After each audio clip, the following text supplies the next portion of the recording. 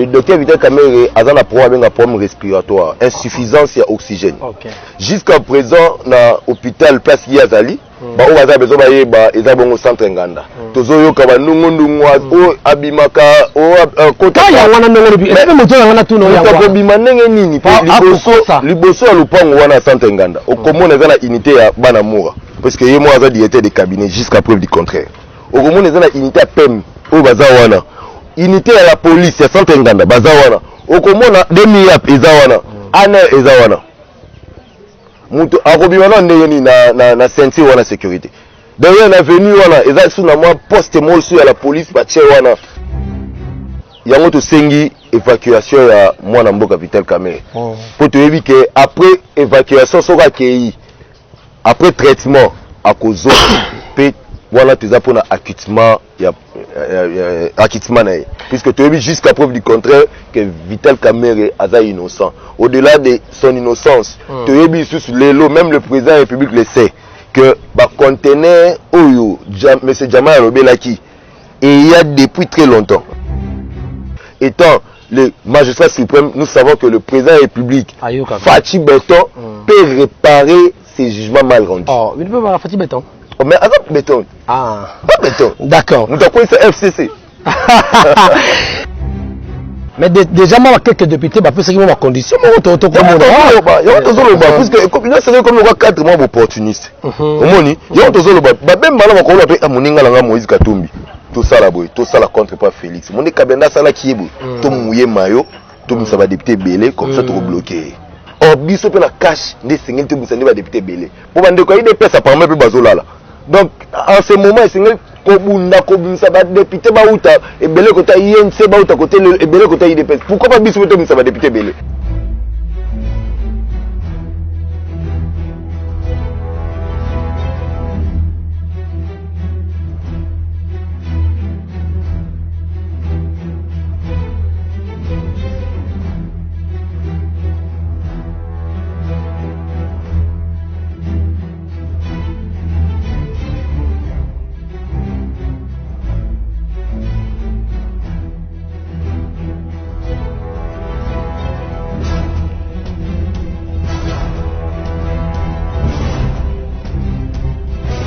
Mesdames, Messieurs, bonjour, bonsoir, bienvenue à ce nouveau numéro de votre émission Les Talks sur AF1 Télévision. Comme vous savez, cette émission, ce magazine reçoit pour vous de grandes personnalités pour des questions ou pour des grandes questions d'actualité ayant trait en la République démocratique du Congo. Mesdames, Messieurs, avant de commencer, je dis un grand merci à tous ceux-là qui sont branchés en ce net moment. Vous qui nous avez toujours donné la confiance dans l'émission Oyo, dans la chaîne Oyo. Vous nous regardez, vous vous abonnez massivement parce que j'ai toujours dit qu'ici, nous ne sommes pas subjectifs, nous sommes toujours objectifs. Donc, ça a une information Oyo ezali fiable, peu vérifiable. Donc, il y aura toujours une source. Nous avons le côté français, le ezali émission Oyo Yambaka de grandes personnalités, c'est-à-dire bateau ya minene pour un grand sujet d'actualité à Wanamboka Nabi sur la démocratie du Congo. Voilà. Nous allons tourner aujourd'hui autour, il y a état de santé, il y a mon amboka Vital Kamerhe Oyo Boyebi, sur un ancien directeur de cabinet, il y a l'actuel président de la République, Félix Antoine Tshisekedi Tshilombo, au Pazali président, il y a UNC, un grand parti politique, Nambo Cannabis, au Asaki Fusion, il y a plateforme Cash. Alors, j'ai un grand plaisir de recevoir pour vous un grand aussi qui parle bien. Il s'agit bien de M. Patrick Kissala, il est rapporteur national de la cellule nationale de mobilisation et propagande de l'UNC, au Isali, parti cher, il y a Mwanamboka Vital Kamerhe. Bonjour, Ndeko Patrick. Bonjour, papa. Bonne santé d'abord. Ouais, ça va bien par la grâce de Dieu. Tous allés, tous au combat malgré dire repreuve Oyo, tu endureux. Exactement. En 2020, ouais. Tu espérais que l'année Oyo, l'année Oyo, nous avons consoler, mité manabiso, nama Oyo c'est ali santé à président Vital Kamerhe. Mais un petit rectificatif, Vital Kamerhe demeure toujours le directeur du cabinet. Oh là. Pourquoi? Parce que puisque l'ailleurs qui Mamolobi parallélisme de forme. Donc il a été nommé par une ordonnance présidentielle. Il doit aussi être retiré par une ordonnance. Absolument. Non, je sais que Véron doit aller juste à I, non? Oui. Jusque là. Voilà. Alors, par rapport à la petite présentation que je fais, ouais, je me nomme Patrick Issala, je suis le rapporteur national. Celui national mobilisation et propagande, il y a UNC et Kambami Bongo na cordon, Boaja Yu Makunja Kainga. Alors, dans l'émission Oyo, Totongaka. Enfin, Totongaka pour Totonga. Absolument. D'accord, on va commencer avec l'entrée de jeu. Vous êtes toujours une union sacrée? Oui, l'INC est toujours une union sacrée. Toza toujours Pembe Nyamokonzamboka, puisque l'INC demeure toujours l'allié naturel à chef de l'État. Est-ce que VK et président Félix s'attendent toujours? Bon, Ndengue Toza au courant de ça, tu vois que relation est toujours au travers au moyen de téléphone. Donc, côté Wanande Toyokaka basololaka presque chaque fois. Par rapport à ça, peut un bloc peut belé oyo, et ça salama, oyoka moi, oyo ça va coaching avec donc, attends mais azate, voilà. Donc INC nous a toujours physiquement mais présent spirituellement. L'idée est union sacrée, oh le loba la mboka, peuple congolais au travers le monde. Dossier union sacrée. Lors de son interview, là, chaîne Moko, il y a Radio de la Place, Vital Kamerhe a bien parlé sur l'avenir, il y a coalition, c'était au mois de janvier 2020. Ok. Il a été reçu par Christian Lusakweno, je peux dire la chaîne, si vous me permettez, c'est la chaîne Top Congo, la chaîne Top Congo FM, où Vital Kamerhe a parlé de l'avenir de l'Union sacrée. Alors bien que dans les jours à venir, la volonté et avancer Mboka. Nous allons former une union sacrée pour la République.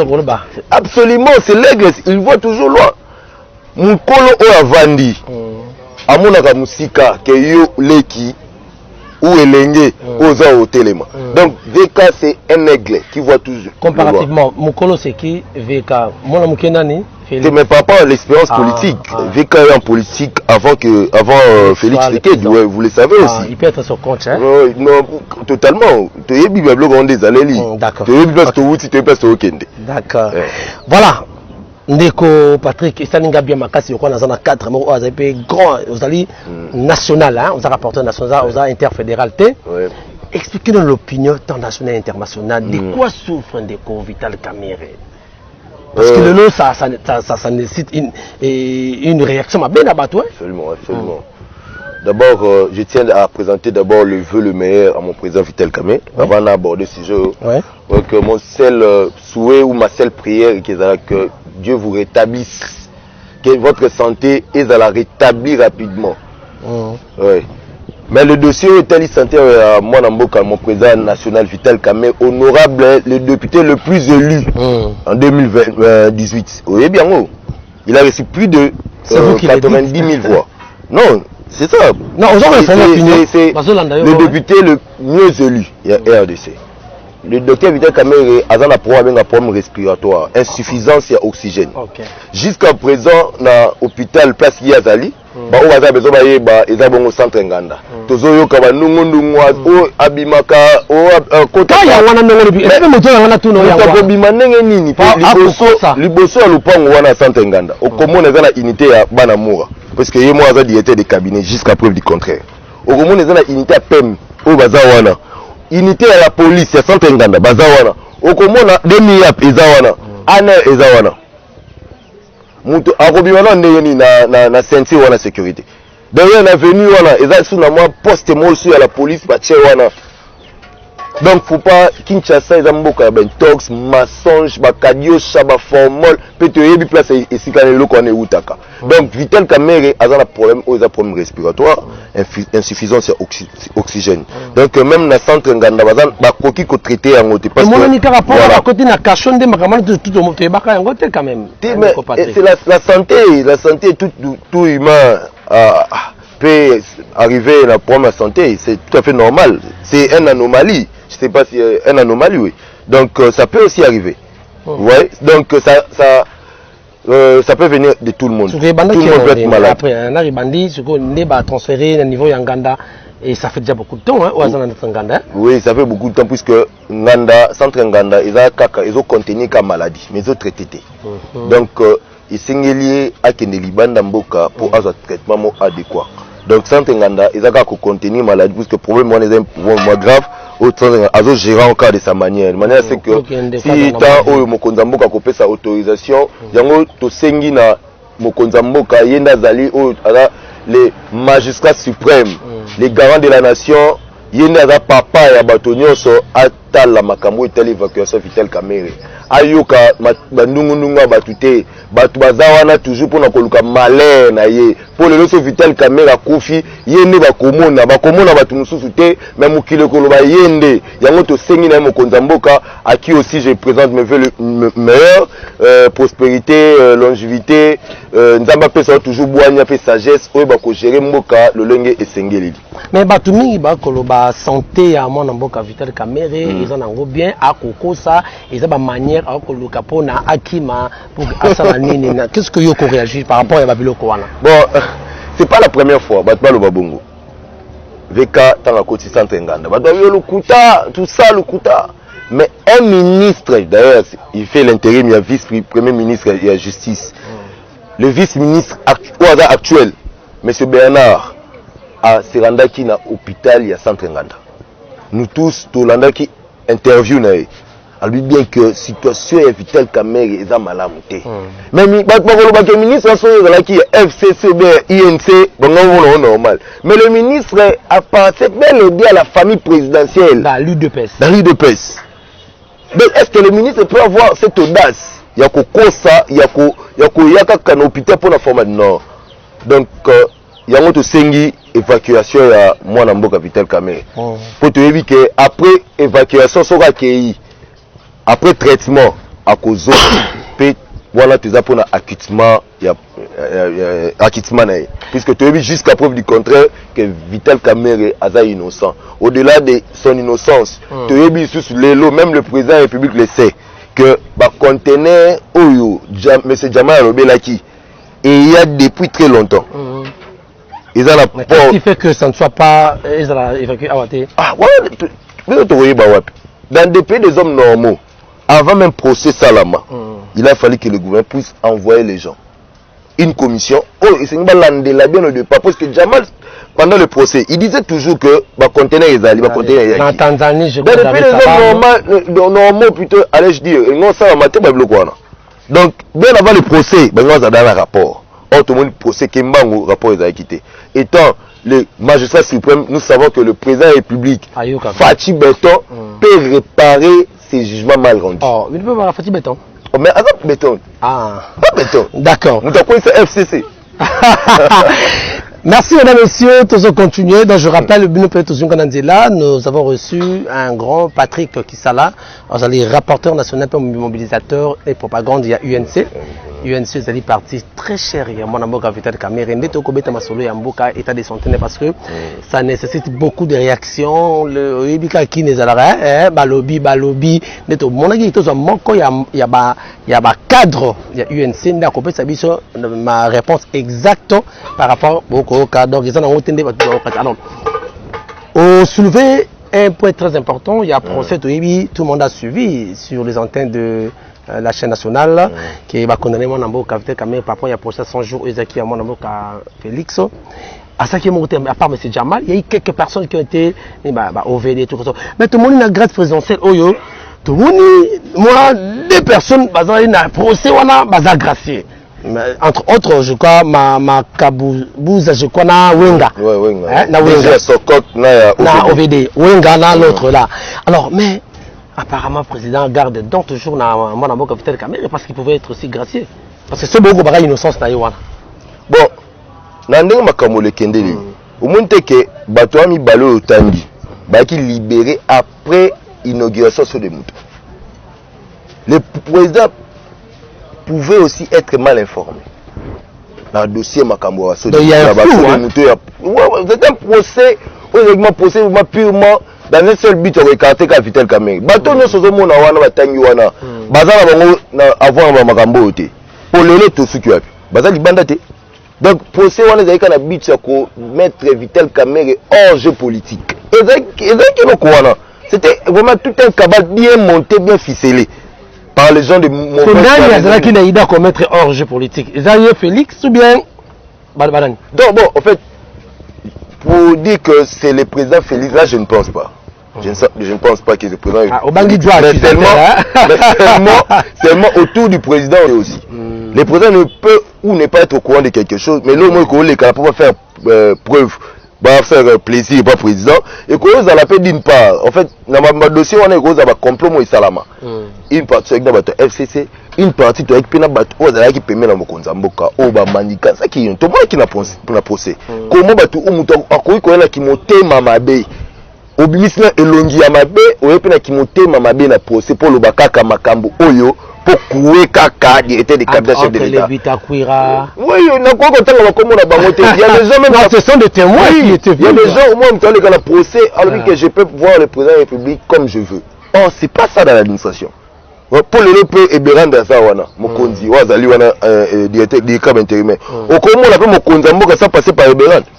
On a usurpation de pouvoir. Même quand les mêmes personnes, eux, vont finir Berand. Quand les mêmes personnes. Donc, je veux dire que Namakamo est allé grâce présidentielle à déjà mis balé au Pessi Bango. Le Tozolo, même sur la toile, peut-être vous n'êtes pas au courant, que maître stage ou signé quand il y a un ministre ressources hydrauliques, ou il y a un membre il y a UNC, il y a un signé qui arrêté à Montaki sorti à Babylone. Non. Peuple congolais tout cause à la scodémie sur beaucoup tâté c'est le solo et l'Obama. Est-ce que beaucoup qu'on imaginer que deux grandes personnalités donc personnalité des jours va quitter l'hôpital et plutôt au prison à Makala sans aval la chef de l'État? Non, on est où là? Donc tout ça l'autorité dans la carte en plus le ministre d'État maître Stache a préparé un dossier. Le dossier a été préparé par les cabinets du vice-ministre. Ils ont préparé et ils ont présenté le dossier au Premier ministre et le Premier ministre a instruit Maître Stache qui a signé. Donc, tout le monde a un tox, il y a la bisoba, formol, tout ça, c'est le pouvoir, tout le monde a le coup de tête. Donc, tout le monde donc, tout le monde a même des journalistes journalistes politiques, pour qu'on va payer la maman Mokonzi, à comme il n'importe quoi. Non. Moi, j'aime tout. Maître Stache a jamais, il est ni impliqué de loin ou de près dans Makambo où il est allé arrêter. Il n'a fait que signer l'arrêté sur instruction du Premier ministre, puisque le vice-ministre n'avait pas qualité de signer l'arrêté. En fait, c'est le plan du droit. Ouais, donc c'était ça. Donc, libération, il y a DG, président, lui, pourquoi libérer? Bon, en plus, c'est dans son pouvoir. Donc, ça ne quitte même pas vous, l'UNC. Donc, mais mon Konzamboka, pourquoi libérer Bango? C'est qu'on te discuter pour l'année. Pour nous, mais pourquoi libérer Kamerhe, que libérer Wana, ça veut dire Kamerhe pas libérer Roté, et Zara jeune, les gens parlaient de n'importe quoi. On a moins lumière pour la bino. Ndogonangai, Vital Kamerhe a bénéficié de la grâce présidentielle. Il faut la quitter. Ah! Donc, bien besoin c'est un acquittement. Tout ça a besoin de grâce présidentielle. Tout ça a besoin d'acquittement puisque Aza innocent. Les autres nous Konzamboka vraiment le ngon yana nengo bimisi ba déjà mi balé. Si vraiment ça vrai que Baza innocent, oui que Baza innocent. Oza magistrat suprême kolanda makambo ba baloba raté. Yo zali Mokonzamboka, ozali papa ya IDP cité, ya UNCT, ya union sacrée, oza même papa ya Fayulu. Oza même papa ya SID, oza président ya Fayulu. Donc, Essengil Ozala, le devant, même Bibli et Lobby, celui qui touche la charie ne regarde pas derrière. Donc, Oya Koloba, Namaka, Ouana, Isaac. Nino Koloba, na Loko, Loba Maramingi, na Baimboka, Balbake, Ndeko Veka, Azakane Pion, ya Kabila, Ayane Kapona, Moulena et tout ça. Ça c'est Kinshasa, avec les réseaux sociaux, tout ça, n'importe quoi. Vital Kamerhe, il a quitté. Oui, rappelle-moi. Vous vous souvenez que même Francis Kalombo l'a bien dit avant, Francis Kalombo a Zana Nunakata Nini, Alabaki, oh, mais Vital Kamerhe, c'est notre pion, c'est nous qui l'avons envoyé là-bas. Vital Kamerhe a quitté nos familles, il y a Joseph Kabila, n'a pas condition qui normalité. vous vous souvenez? On a rappelé qu'à nous, Akita PPRD dans la condition de normalité. Il a été invité par l'ancien président de la République, à l'époque, il était encore président, na Beni. Monsieur Kamere, on m'a dit de vous dire, de démissionner. On m'a dit de vous dire. Donc, si je comprends, même aujourd'hui, il y a beaucoup de gens qui n'ont pas Kabila. Babi Barana Kabila. Le lot Bayat, rejeté par RCC, mais récompensé par. Non, avant ça, tout ça, dans la plénière, dans Sénat. Bayat, qui était en Kabila. Ils ont même, c'est avec toi, les réseaux sociaux, on a même tout ce moyen image en haut. J'étais là d'ailleurs. Même, il y a des classiques. Il y a FCC, il y a des parabates. Vous voyez? Donc, le lot va te belé. À part Bayat, il y a Madame Fiki Katoumo. Le lot, à comment la Bayat, à l'ongwa FCC, pourquoi? Parce que les abat, on a dit toujours permis dans Mokonzamboka, ancien Mokonzamboka, on va toujours s'accaparer dans la situation. Donc, Vital Kamere, après départ, il y a Vital Kamere, la PPRD, à se connecter à la situation très difficile. En bref, Vital n'a jamais été un pion. Non. Parce que ce qu'il y a pion, Ndakuna GB, il y a $5 000, il y a Maïna courant. Pour chaque locataire, les Chinois. Moi, il y a 5 000, les Chinois, non. Oh, tu revends la tête. Ndakuna, si les lots, tu as côté. Ouais. Donc, à Koïkozani, nous savons comment nous avons souffert dans l'opposition. Ceux qui ont qui bon permis la Kabila, maintenant tous à la pétrole boété. D'accord. Voilà, merci mesdames, messieurs. C'est à santé. Alors, mais attends son évacuation, parce que est-ce que le président a autorisé, ou parce que déjà le lot n'a aucun attend, on va le dire, Vital Kamere va évacuer déjà pour l'Afrique du Sud, machin, a habité. Fiction opinion. Bon, évacuation, il y a mon président honorable Vital Kamere. Vu que par la grâce de Dieu, il y a ainsi Samo. Maintenant, la qualité à Zali. Parce qu'il y avait un problème il y a un pays d'accueil. Il y a deux pays où on poser des conditions. Dans le cas, on a vu que l'information, on a vu que les conditions, on a déjà Mokonzamboka dans le pays d'accueil, parce que qui par rapport aux conditions, il y a évacuation, il y a moi dans Vital Kamere. Qui pourrait voyager pour 1 ou 2 mois, il y a traitement Libanda Mboka. Juste après ça, à Zonga pour reprise à procès. Mais la minute tu as la prison la minute tu as toujours dans Santé Nganda. Surtout qu'il y a tu continues to send to mon ai. Ouais mais to mon a été pour nani. Pour moi va pas douter non. Vital Kamere comment na cause la problème na cas où comment on a pas sécurisé parce que 16 heures du temps na serre respirateur. Ah d'accord. Donc 16 heures imaginez tous dans la journée dans la jour et dans la 24 heures. Nous devons passer 16 heures du temps na serre respirateur. Donc comment on est dans la condition moko na yoko okoyoka mawa pour exemple c'est moi car c'était il y a des gens qui ont défilé parce que quand même Mkebai il a plaidé aussi donc il y a des gens oui il avait plaidé parce que parce que Kotala bon moi me dit que non aux situations le sous t'es quand même la bibliothèque bah pour que disparaître beauté la bibliothèque et bah tout on maïl bah toi là mboka bazonga leloté.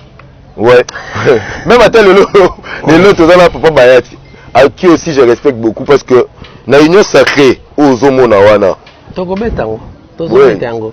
Voilà mesdames et messieurs, merci beaucoup Vital Kamere Tobin Keming Veka, c'est une bibliothèque vivante, nous avons encore besoin de lui. Vraiment fini des spéculations, ma spéculation sur son état de santé, il est gravement malade, ça c'est vrai. C'est à tes cas ça va la santé on s'arrête ça on a la thé. Moi Namboka Vital Kamere est sérieusement malade, il nécessite une évacuation vraiment urgente pour que Akene na pays oyo va soigner Kozwama makasi na yango ba konzi fuba ba peke non bo ça ba hôpital bien pour yango ba hôpital bien salama pour voilà ce qui bon mboka na robela boya ko que l'hôpital mo bien ba ko lo ngala indi ba fusi ba yaka awa donc ils ont interpellé na ba konzi ya lobby na lobby pour ba ke bo ça ba hôpital pe ya bien et on ça malam mingi. Alors on va entrer rapidement na kata union sacrée lelo union sacrée mon Mboka a monique 2 ans c'était pas vraiment bien à ça qui a dissoudre na ba partenaire na yo bien détail lobby wana FCC et le asali union sacrée mais le koto ko sala bon union sacrée oui c'est bel et bien la union sacrée. Oh c'est vrai oui donc le bakit notre banabi que UNC c'est un allié naturel des chefs de l'État Ah, chef de l'État. mais tout monité, vous avez été consulté, tout monité. INC parmi la délégation où Kendaki, INC Zaki parmi la délégation où Kendaki un nombre un peu super élevé, ouais. Okay. Par rapport aux autres. Kendaki une délégation à 18 personnes. Okay. Donc 17 personnes. Parmi non, on a eu personne qui la délégation était mais il y a 17 personnes notre secrétaire général à qui aussi je présente mes meilleurs vœux pour l'année 2021. Bon, Babiloko Oyo INC proposa qui il y a un président attendant un discours. Bon, mais cache Koufité cache Zali. Tu exiger Kakate mais eza cache les ceux qui majorité et yéna pas président de la République. Le président de la République a autorité morale à cache. Mais à défaut aussi, le président de la République peut aussi choisir notre personne. Okay. Bon, voilà. Mais comment on a interprété cette transhumance sur la FCC, ma figure classique, mais apparemment ils sont venus dans l'union sacrée. Nous sommes dans quel état d'esprit? Dans l'état d'esprit à l'union sacrée, tu es comme une Mokonza Mboka, tango na discours que j'ai créé l'union sacrée de la République. Ouais. En fait, c'était un état d'esprit. Ouais. Donc, Mokonza Mboka, tout sangana pour n'avancer pas à Mboka. Ouais. Mais le lot aux l'union sacrée est sous état d'esprit, mais on le voit si le gars n'a pas battu. Parce que bateau, baboma bateau, des tilobi na landa qui. Comment ils sont à Blancherie, président M23, ex-M23, à côté de l'union sacrée. Bateau, M23 à Kunda Batouari. Et ma scène de PC, c'est pas Balubanga, c'est pas Moko Rudi et so, je crois. Aïe, la union sacrée. Mais je suis en train de prier Dieu que mapping.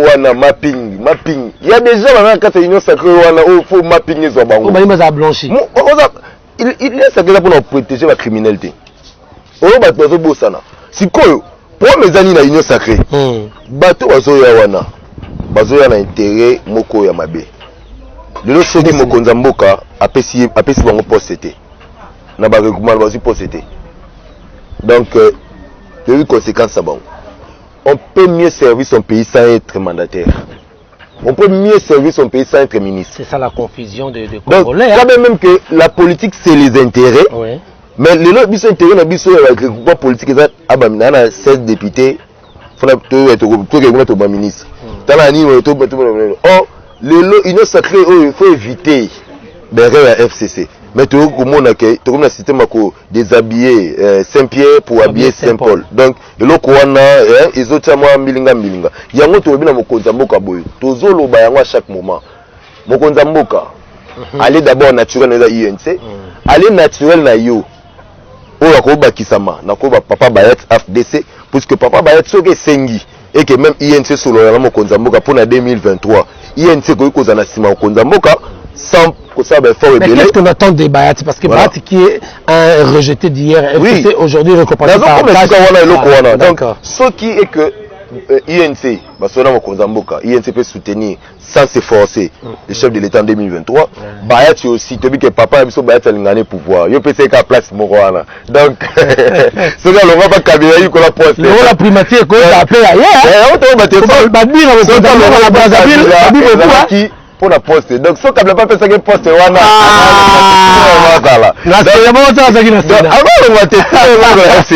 donc papa Bayat vient on fait ça mon poste moi quoi ce qui poste il y a premier ministre et qu'on ne jamais j'ai dit une vérité dans le peuple congolais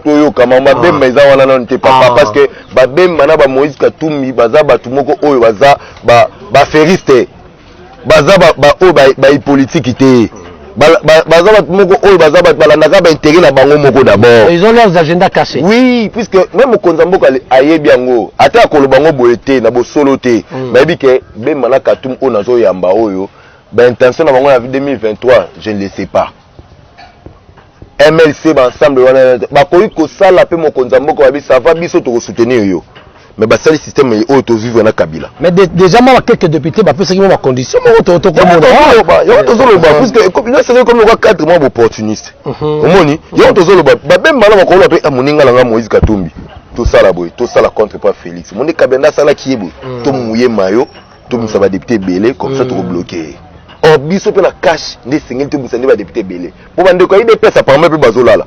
Donc en ce moment singel kobunda kobimisa ba député bauta ebele kota INC bauta côté ebele kota IDPS. Pourquoi pas biso to bimisa ba député ebele? Pourquoi pas RDT pas bimisa ba député ebele? Pourquoi pas AVC ba parti d'idée ma parti ya papa na biso le conseiller spécial Chimanga.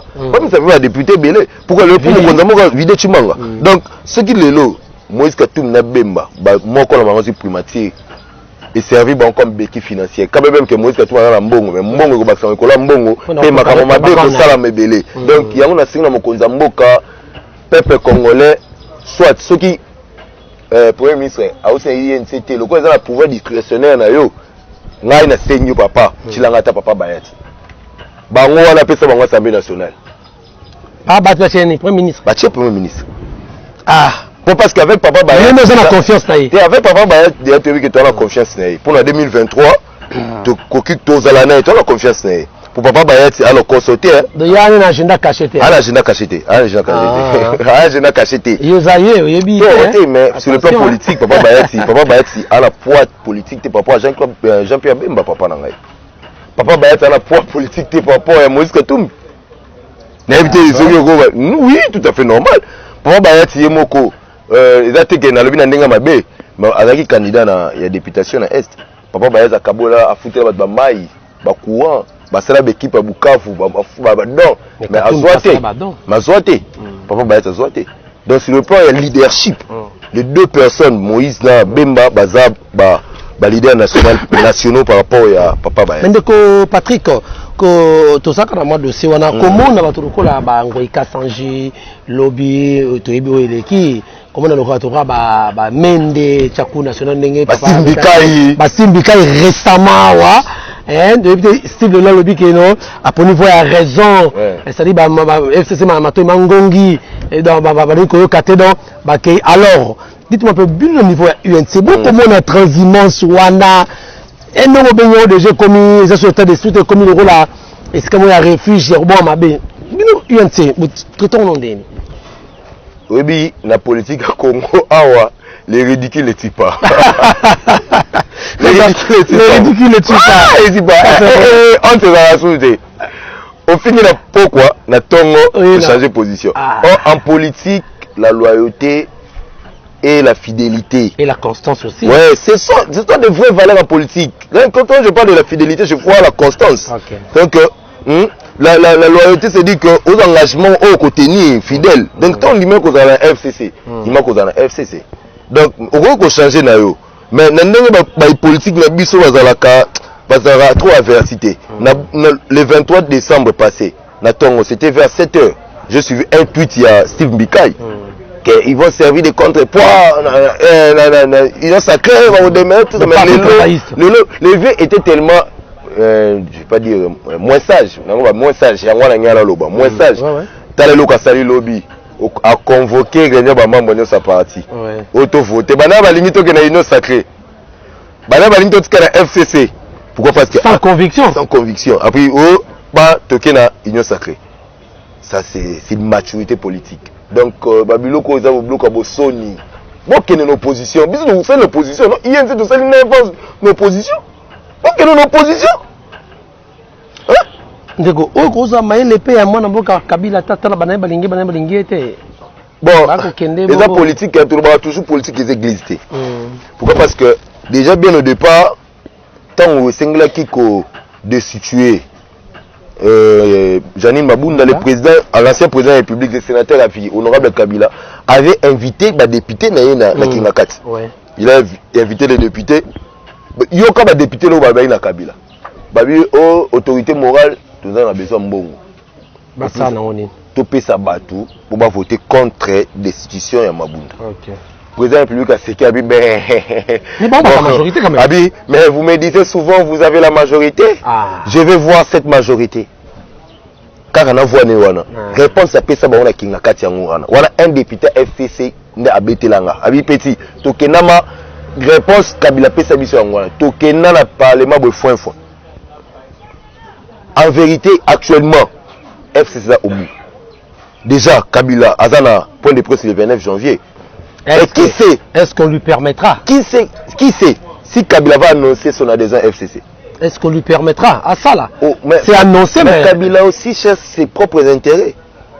Parce que ceux qui n'ont pas la serme à la Fachi à protéger. Or, ces gens aussi, c'est une autre catégorie de gens. Donc, il y a les FCC qui est là. Il y a aussi l'autorité morale qui est là. Il y a les FCC qui conduisent par coordonnateur Nemi Moulania ou à Selma Kamombe Babi et Belé. Dans le FCC. Donc, coordination, pété, Kabila qui est là-bas. On peut voir que Biso Toza. Kabila pas de intérêt. Il y a un monde place de routier. Parce que ce qu'on l'a dit, même interview, il y a secrétaire général de l'UDPS, Augustin Kabouya, dans Top Congo. Qu'est-ce qu'il a dit? À Betel Solo Moko, il y a septembre, temps gouvernement Bimaka.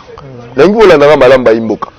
Baké, Abisi Mokonzamboka Félix, alobi, Pesanga permis, Pesanga permission, tout que de Koluka, ancien président Kabila. Bakoma na GLM, le président Félix a benga Kabila. Mais, la délégation, ça va. Bakoma na GLM et pas na Ayamba Bang.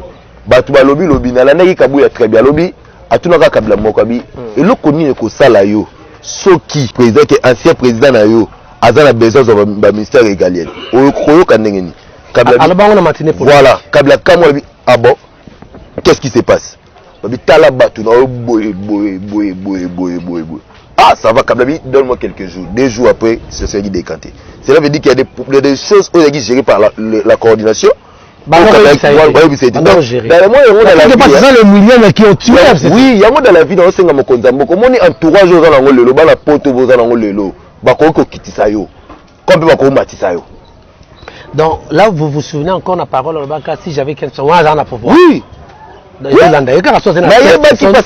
parce que batomala mbasala kité. Yemo atela azam tamala muté. But ayapina batomala muté. Installé auto dans le lot. Oui parce que nous avons bomba bomba ya Vital Kamerhe te taba Vital Kamerhe balongo bolumbu ne monani abomba na nini parce que VK fait un livre pour que j'ai choisi Kabila à ça livre on a avantage pendant ça là ba loge belé oh mais on a l'obité tant que Vital Kamerhe alongo pemé na Kabila ba babi ka Kabila ka moyibi Kabila ka tuer pour Kamerhe alongwa pépé depuis makambo eteli mboka te ouais boye bien ngote yango na bo solo alors. D'accord, merci beaucoup. Je ne sais pas si nous avons encore le temps. Alors, nous faisons signe que tu as chuté. Alors, le rôle soulevé premier Yandeko Kabouya, le secrétaire général Aïkaka, il y a une personne. Hakolobela makambo ya garde républicaine, il y a des gardes de la famille présidentielle. Il y a une réaction de l'UNC quand on a marre bien. Alors, ils vont solo ou bien bêtement le Bakou. Tu vois la réaction de l'UNC, c'était quand même, c'est un grand parti politique. Voilà, c'est un grand parti politique. Donc, mon avis est que le président république, d'abord, la garde républicaine, la garde où il a la disposition du président république. Et le président république peut mettre à la disposition de n'importe qui. À quoi qu'on l'a dit, moi, je Patrick, la Tinelo va garde. Ah oui, pourquoi tu es? Il a dit sous-mouté. De tout cas, Patinda qui bemba. Oh, à quoi continue la police comme à continue la garde républicaine? À quoi continue moi je pense que lever mon abouté avec un peu mon argument, manque mon argument. Pour ne tingaï na goloba calmement, et ma famille présidentielle. D'abord, le président république attend à la CGI PST. À quoi continue la garde? Ce qui a estimé qu'il y a une insécurité. Tout est normal. Pour l'agitation pour rien. C'est tout à fait normal. C'est se demande il y a président public. À ce que je sache, le CG Kabouya a un policier. À ce que je sache, à ta veste et à un policier. Au-delà du policier, on a ici, garde. Je crois qu'il y a 2 gardes, mon garde républicain, pour moi, c'est un non-événement. C'est pas un problème. Donc, il ne faut pas en faire un problème. Il est comme tout le monde. Quand on repère ça, on repère ça. Voilà, nous sommes arrivés à la fin. De Patrick Issala, mot de la fin d'ailleurs. Qu'est-ce que le Banabaimbo Kabako retenir dans le passage de notre émission, les talks, où il y a une grande personnalité. Oui. Alors, par rapport à la santé à VKP, un mot, vous avez 30 secondes. Bon, mon tout dernier mot dans l'émission, d'abord je vous remercie. Merci. Pour l'invitation, quand même que le programme était vraiment saturé. On a vraiment fait un effort pour vous honorer. Exactement. Avec toi, tu peux savoir une information à Bosolo. Parce que Mboka c'est un thème à Bosolo. C'est prière na biso, prière na ngai, butumo, que santé à présent dans la rétabli nzamba sala ngolu et que nous autres informés. Au-delà de ça aussi, tous les élabons acquittement parce que tu as dit que le président de la République étant le magistrat suprême peut réparer un jugement mal rendu. Donc dans la carte à pouvoir discrétionnaire de la même manière il a fait avec les DG, DG il y a Sokok et OVD, tu as dit que Mokonzamboka azana ozaba prérogative il peut le faire. Donc on a ba onyo se taliba imboka bana mboka il y a UNC ba membre de UNC dans Kinshasa à l'intérieur du pays diaspora. UNC a toujours Nassima, il y a le chef de l'État Félix Tshisekedi Tshilombo ozo soutenir vision naé pe UNC za pour que l'action naé la concrète to kolinga jamais que mon mboka Félix a échoué to za wana pour la réussite ya mandat naé to za pour que le peuple congolais a vivre réellement au tobeni bongo l'État le peuple d'abord. Donc namoku c'est ça que na pesi mbote na batu nyos o walandinga libanda mboka na kata Kinshasa na saluer pe ba meilleur vœu na pas présent na Vital Kamerhe et pas mon candidat le CG honorable Boji et pas mon chef direct le coordonnateur Boajayu m'appelle ba membre nyos il y a cellule nationale mobilisation il y a union pour la nation congolaise au Bayaka na siège national bongo na numéro 3 Barumbu avenue Croix-Rouge la commune à Barumbu. J'ai dit meilleur vœu à tous ceux qui nous suivent. Merci d'avoir accepté notre invitation, malgré votre occupation d'ailleurs, mais on aurait vu quand même que Dieu vous bénisse. Nous sommes arrivés à la fin, mesdames, messieurs. Merci. Je vous rappelle que Yambaki, Monamboka Patrick Kisala Oazali, rapporteur national, il y a cellule, il y a communication, il y a mobilisation et propagande, il y a UNC, Oazali, parti cher, il y a Monamboka Vital Kamerhe, Nayende, Tobeti Maïmatali, santé, il y a Monamboka Vital Kamerhe, il est sérieusement malade, il doit être évacué dans les jours à venir parce que je crois le Kondé Boyoki, l'autorisation SCP Sami et Tobeti encore Union Sacrée, cette transhumance, aux Salama vraiment, de Monamboka Lobi qui est le état d'esprit et comme il y a le slogan, donc comment ça le va blanchir, mais je crois que Mokonamboka, Ndenge Lobi, Azapezo Bate, Azotala, Azozimele, Ndenge Bakunyo Balobaka. Voilà, nous voulons toujours la bonne gouvernance et le social du peuple congolais et pour ça là, Madame Omingi. Merci de l'avoir suivi, mesdames, messieurs. C'était sous la coordination de Basterne, que Dieu vous bénisse. Ceux qui nous ont besoin, ils te retrouvent prochainement pour un autre numéro, mais abonnez-vous massivement. Ciao. Ciao.